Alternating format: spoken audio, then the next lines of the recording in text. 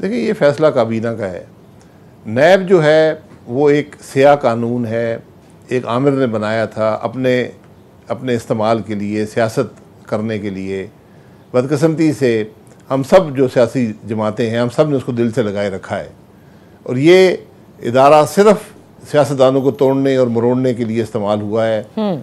और एक बात अगर नैब ने साबित की है तो वो ये है कि पाकिस्तान के तमाम सियासतदान जो हैं वो नेक, पारसा और ईमानदार लोग हैं, क्योंकि उसने किसी सियासतदान को भी ना पकड़े उसने सबको है, बहुत से लोगों को पकड़ा है, लेकिन किसी को वो प्रोसिक्यूट नहीं कर सके हैं, किसी के खिलाफ शहादत देकर उसको कन्विक्ट नहीं कर सके हैं। सैकड़ों साल सियासतदानों को मजमूई तौर पर जेलों में रखा गया नैब के कवानीन के तहत। मैंने पहला जो नैब का केस था वो 9 साल मैंने अदालत में भुगता है।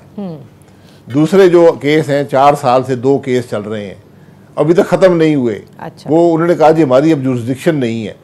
इस हुकूमत के दौरान मैंने सबसे पहले कहा था इस इदारे को ख़त्म करें, जब तक ये इदारा मौजूद है मुल्क का निज़ाम नहीं चलेगा।